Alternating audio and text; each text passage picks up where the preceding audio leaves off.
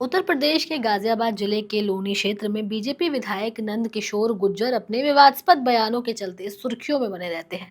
हाल ही में उन्होंने एक कलश यात्रा का आयोजन किया था, जिसे यूपी पुलिस ने रोकने की कोशिश की थी, जिसके बाद से ही इस घटना ने पूरे क्षेत्र में एक माहौल बना दिया था। इतना ही नहीं, विधायक और पुलिस के बीच हुई धक्का मुक्की ने एक नई विवादास्पद कहानी को जन्म दे दिया। इस वीडियो में हम आपको इससे जुड़ी पूरी कहानी बताएंगे, लेकिन उससे पहले आप हमारे चैनल द हिंदी टॉप को सब्सक्राइब करें, बेल आइकन दबाना ना भूलें ताकि आप तक पहुंचे हमारी हर खबर सबसे पहले। ये बात गुरुवार की सुबह की है। नंद किशोर गुर्जर ने अपने समर्थक भीड़ के साथ एक कलश यात्रा का आयोजन किया था। ये यात्रा धार्मिक आस्था से जुड़ी हुई थी और इसका उद्देश्य राम कथा का आयोजन करना था। लेकिन जैसे ही यात्रा शुरू हुई, यूपी पुलिस ने उसे रोकने की कोशिश की। पुलिस का ये कदम विधायक गुर्जर के समर्थकों को रास नहीं आया, जिसके परिणाम स्वरूप विधायक और पुलिस के बीच हाथापाई हो गई और इस दौरान गुर्जर के कपड़े भी फट गए। ये न केवल एक राजनीतिक संकट था, बल्कि पूरे इलाके में अशांति का भी कारण था। इसके साथ ही यूपी पुलिस की तरफ से ये भी कहा गया है कि कलश यात्रा निकालने के लिए नंद किशोर गुर्जर को अनुमति नहीं दी गई थी, ना ही उन्होंने पुलिस से इस चीज की अनुमति ली थी। इसके बावजूद उन्होंने इस यात्रा का आयोजन किया।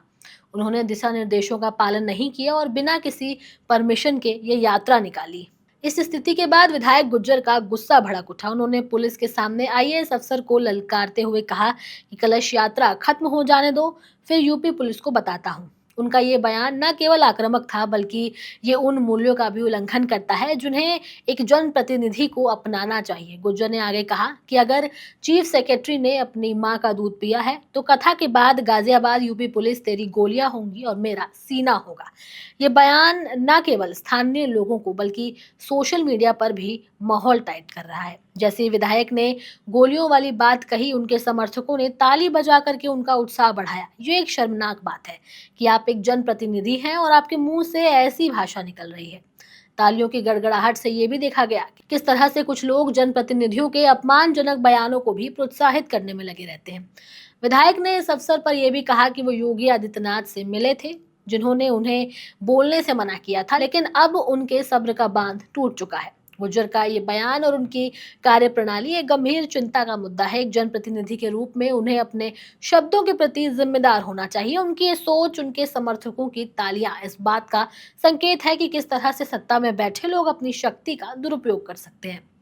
नंदकिशोर गुर्जर की इस हरकत की आलोचना की जानी चाहिए। एक नेता की ये ड्यूटी है कि वो समाज में शांति और सद्भावना का माहौल बनाए रखे, लेकिन उनके बयान ने तो सारा खेल ही बिगाड़ दिया।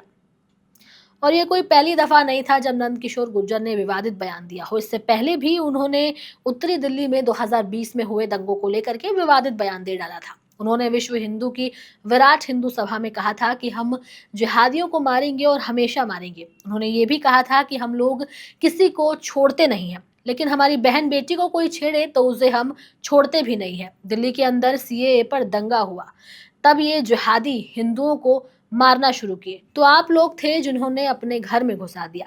हमारे ऊपर आरोप लगे थे कि हम लगभग 2.5 लाख लोग लेकर के घुस गए हैं। हम तो समझाने के लिए गए थे, लेकिन हम पर पुलिस ने मुकदमा दर्ज कर दिया और हमने जिहादियों को मारने का काम किया। हम जिहादियों को मारेंगे और हमेशा मारेंगे।